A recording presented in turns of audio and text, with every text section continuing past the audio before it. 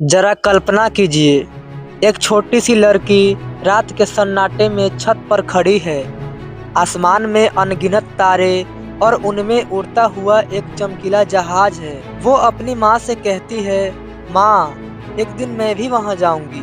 माँ मुस्कुराती है, पर शायद उन्हें भी नहीं पता था कि ये बच्ची सच में सितारों में अपना घर बना लेगी। यह कहानी है कल्पना चावला की। जी हाँ, अंतरिक्ष में जाने वाली प्रथम भारतीय मूल की महिला कल्पना चावला, एक ऐसी लड़की जिसने धरती से उठकर पहली बार आसमान को छुआ और फिर वही सितारों में समा गई। 17 मार्च 1962 हरियाणा का करनाल शहर, जिसमें एक साधारण परिवार में जन्मी कल्पना चावला, जिन्हें घर में सब प्यार से मोटू कहते थे।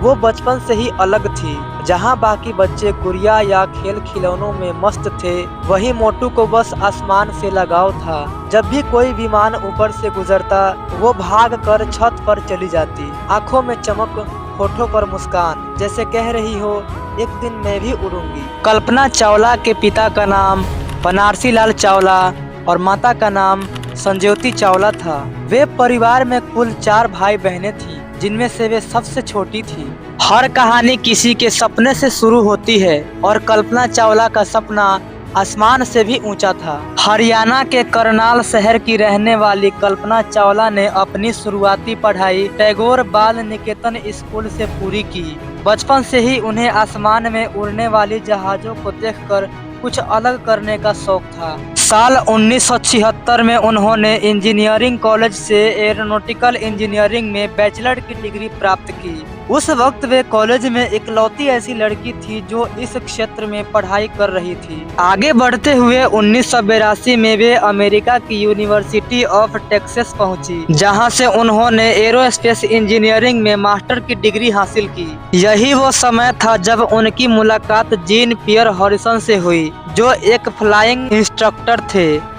दोनों के विचार मिले और 1983 में कल्पना ने उनसे शादी कर ली। फिर कल्पना ने यूनिवर्सिटी ऑफ कोलोराडो बोल्डर से पढ़ाई जारी रखी और वहां से एरोस्पेस इंजीनियरिंग में पीएचडी की। उसी दौरान उन्होंने उड़ान प्रशिक्षण भी लिया और पायलट लाइसेंस भी हासिल किए। 1988 के बाद कल्पना ने नासा में शोध और इंजीनियरिंग कार्य शुरू किया और उन्हें 1991 में अमेरिकन नागरिकता भी मिल गई। नासा ने उन्हें दिसंबर 1994 में अपने अंतरिक्ष यात्री के 15वें समूह में सेलेक्ट कर लिया। उनकी क्षमता को देखते हुए उन्हें 1996 से 1997 के समय प्रथम अंतरिक्ष मिशन के लिए प्रशिक्षित किया गया। पहला मिशन 19 नवंबर 1997 को अमेरिका के केनेडी स्पेस सेंटर से लॉन्च किया गया। इस मिशन का नाम था STS-87 कोलंबिया। कल्पना इस मिशन में प्राइम रोबोटिक आर्य ऑपरेटर और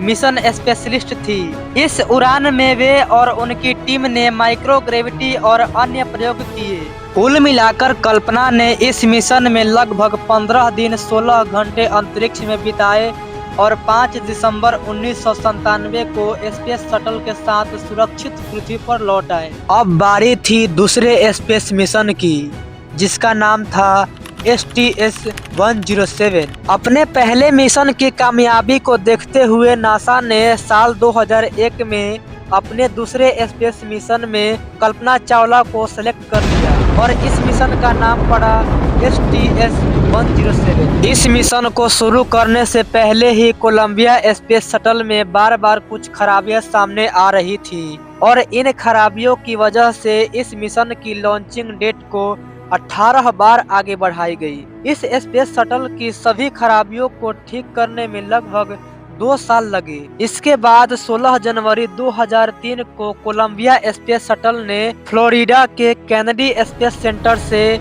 अपनी 28वीं उड़ान भरी, जो कि इस स्पेसक्राफ्ट की आखिरी उड़ान साबित होने वाली थी। इस मिशन के दौरान पूरे 15 दिन 22 घंटे और 20 मिनट तक अंतरिक्ष में रहने के बाद 1 फरवरी 2003 को जब यह स्पेस शटल वापस धरती की ओर आ रहा था, तब धरती के वायुमंडल में प्रवेश करते ही सभी अंतरिक्ष यात्रियों को एक जोरदार झटका लगा और उन्हें सांस लेने में परेशानी होने लगी। उन्हें कुछ समझ नहीं आया, हवा के दबाव बढ़ने लगे ऑक्सीजन की कमी होने लगी और सभी क्रू मेंबर बेहोश होने लगे और उनके शरीर का टेम्परेचर एकाएक बढ़ने लगा और सभी अंतरिक्ष यात्रियों का खून उबलने लगा और इस वजह से शटल में ब्लास्ट होने से पहले ही उन सभी अंतरिक्ष यात्रियों की दर्दनाक मौत हो गई। स्पेसक्राफ्ट आउट ऑफ कंट्रोल हो गया था। वायुमंडल की गैस तेजी से स्पेसक्राफ्ट में घुसने लगी थी। स्पेस शटल पर बहुत ज्यादा दबाव पड़ने लगा और इसके बाद धरती से लगभग 63 किलोमीटर की ऊंचाई पर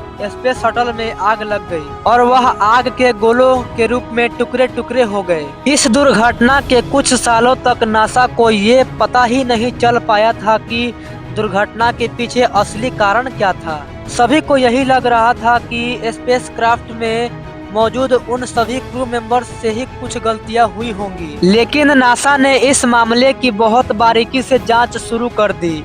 उसके बाद जो बात सामने आई उसने सबको हैरान कर दिया। नासा की जांच में यह पता चला कि हादसे की असली वजह इंसुलेशन फॉर्म था। वह इंसुलेशन फॉर्म उड़ान के दौरान बहुत तेज गति से टूटकर कोलंबिया स्पेस शटल के बाएं पंख की लीडिंग एज पर जाकर टकरा गया। अब ध्यान दे, वो इंसुलेशन फॉर्म बहुत कमजोर नहीं थी कि कोई असर ना हो।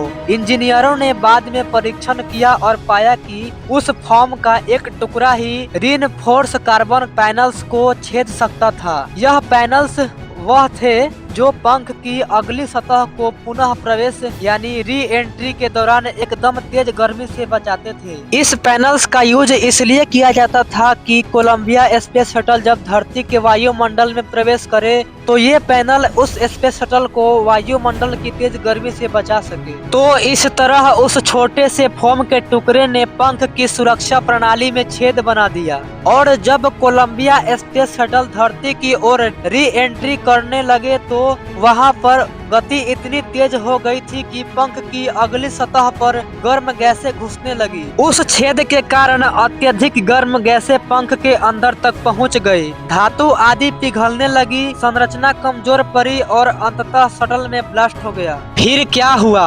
हवाई दबाव, तापमान और गति का संयोजन मिलकर पूर्ण विनाश की ओर ले गया, जहां कोलंबिया स्पेस शटल आग के कई टुकड़ों में बिखर गया और 7 अंतरिक्ष यात्री, जिनमें से एक कल्पना चावला भी शामिल थी, अपने मिशन में शहीद हो गए। इस हादसे के 10 साल बाद 17 जनवरी साल 2013 को कोलंबिया का प्रोग्राम मैनेजर बेन हिल ने एक ब्लॉग में खुलासा किया था। लॉन्चिंग के दौरान इंसुलेशन फॉर्म का टूटते हुए इस हादसे को नासा के मिशन मैनेजमेंट टीम ने देख लिया था और नासा इस बात को समझ चुका था कि इस मिशन से कोई भी अंतरिक्ष यात्री सुरक्षित पृथ्वी पर वापस नहीं आ पाएंगे। और ये बात जानते हुए भी नासा ने अपने क्रू मेंबर से ये बात को छुपाई थी और उन्हें मरने के लिए ऐसे ही छोड़ दिया। लेकिन कुछ लोगों का मानना है कि नासा इस बात का अनुमान नहीं लगा पाए थे कि